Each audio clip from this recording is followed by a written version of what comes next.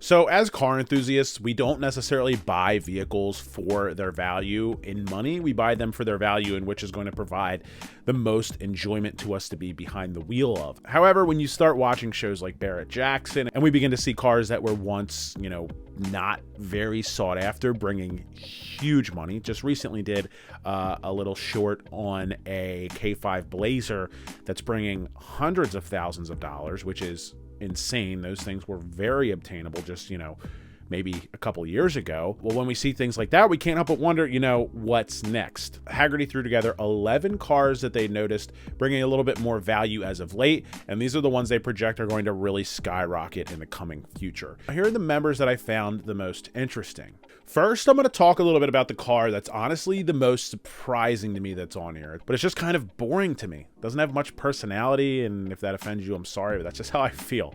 That vehicle is the 1984 to 1990 Ford Bronco 2.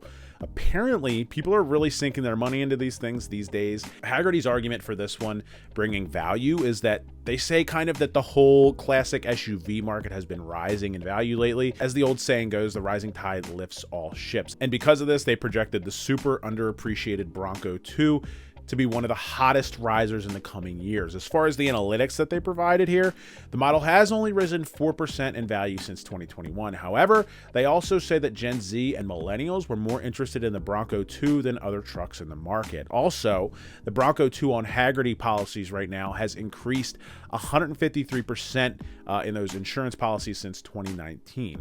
Right now, they claim that the top tier of Bronco 2 examples would bring about 26 grand, which to me is actually pretty crazy considering that these were kind of designed to be an economical option back in the day. Maybe they're kind of rising in value because people didn't take care of them. They're economy vehicles, and sometimes it's these unsuspecting cars that end up being collectibles because who's really thinking about keeping a Bronco 2 in good shape? So moving on to my favorite member on the Hagerty list. This is just one of those cars that I've always kind of wanted to try out, but it just never worked out that way. It's a true oddball, and I love the oddballs. The car in question is the 2006 to 2008 Dodge Magnum SRT8.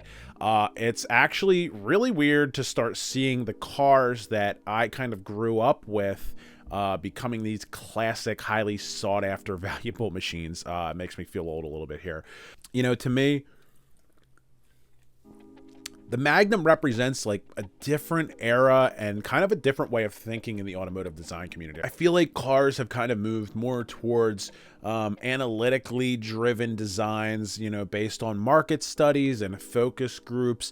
And cars like the Magnum really kind of more feel like we're going to take a chance and see if this works out. But unfortunately, it's trending away from that. I guess at the end of the day, cars like the Magnum are a lot of fun, but if they don't have broad appeal, the market dictates that they can't really stick around, which means that they're less likely to get made. So not only is it an oddball in that way, but seeing a high-performance wagon is just something you don't see unless somebody took a wagon and made it high performance. As far as value goes, Hagerty pegs this thing as a 39.3% raise in value since 2019, and they point out that if you're looking for a performance wagon that came as a performance wagon from the factory, your only options are the Magnum SRT8 or Cadillac CTS-V wagon. But this oddball, the Magnum, is one that I feel like actually might be a little bit slept on. I know I'm not alone in thinking that these things were cool, and honestly, they were cheap enough for a number of years, though, that a number of them were probably beat to oblivion just because they were so easy to obtain. So if you can find yourself one of these things in good condition,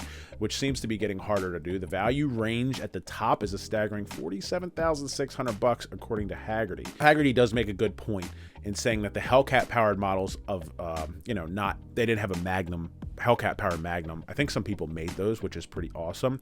The Hellcat models, they say, will probably steal the spotlight in the collectability ring later on.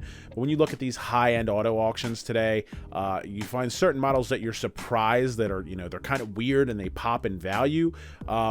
And this car could definitely find its way to be one of those weird machines that's just kind of like an oddball that pops in value just because they're far less common. Next up, we're going to talk about the model on Hagerty's list that they say has gained the most value in the past couple of years. That model is the 1978 to 1983 Datsun 280ZX, which is by far the biggest grower on the list, gaining a staggering 137.7% in value since 2019.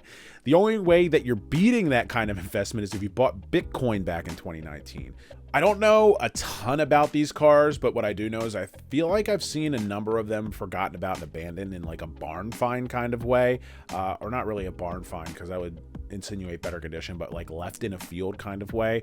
That's probably contributed in a big way to making them worth what they are. In fact, Hagerty even points out that this car is prone to a lot of rust, so finding a rust-free version is going to be an even bigger value add here. It seems like your average 280ZX will bring about $32,800, with the top tier of pristine cars in this category being worth over 70 grand.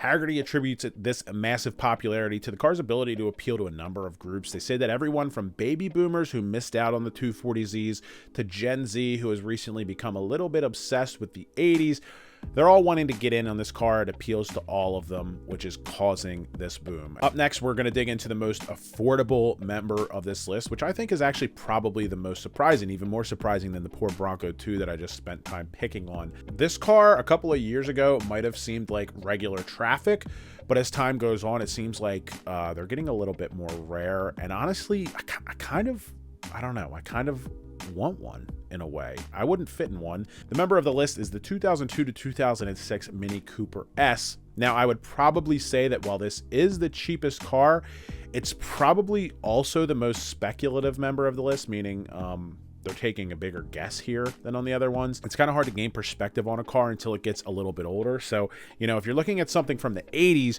you can kind of get a better idea of how it's going to react to the market and how it's going to be seen historically versus something made in the 2000s, which puts these things in a really interesting place. They could boom in value, they could do nothing, but they are at a cheap price point to get into. So, of course, when you look at a car like this, you think of the Italian job, which could also help the value of it. But of course, Mini has an entire history beyond that. This car was a revival effort at the time, and one that was pretty well received, unlike the revival efforts today where they're just slapping a nameplate on anything and serve it up and expect you to eat your slop cold. Overall, these things have been seen as pretty fun cars, being small, nimble, and even featuring a supercharger, which gives them a little bit of an edge. They haven't increased a ton in value, up just 4.3% since 2019, but you have to remember, again, any appreciation could be a sign that a car becomes a collectible in the future, because cars will generally depreciate in value. In fact, Hagerty even goes so far as pointing out that this depreciating category is where the Mini was up until it kind of leveled out a few years ago and began to rise in price once again. I have to say that from what I've seen with the collectability of cars and how unpredictable that market is, I'd probably avoid investing in cars myself unless you really know what you're doing and the car is obviously something special. Even then, it's all kind of a little bit of a crapshoot. On the other hand, though, if you can find yourself a good condition Mini Cooper for under 20 grand, and you should be able to purchase one at that price, because Hagerty pins the top end value range here at about $16,200 for one of these Mini Coopers. At worst, you have yourself a fun car to drive around in, and at best, you have a machine that could potentially increase in value over the years, giving you a nice solid investment as a little bit of a cherry on top of the sundae kind of thing. The one warning, though, that I have for you here is that these cars have been notorious for being a little bit of a mechanical problem from time to time. So I'd look into that. Again, investment quality, maybe not, but, you know, could this piece of data be one thing that goes into the pros column if you're already otherwise looking to buy a Mini Cooper? Absolutely. So to me, these are the most interesting members of the list, and on screen now are the rest of the cars that Hagerty said you should keep an eye on as their value is slated to go up. If you want to check out the reasoning behind these, and Hagerty really did such a great write-up on all of these cars, I only included bits and pieces of their information. I would highly recommend checking out the link down below to get the rundown on these cars. And a whole lot more. So thank you guys for checking in. If you enjoyed this video, please hit that like button. I will catch you guys next time.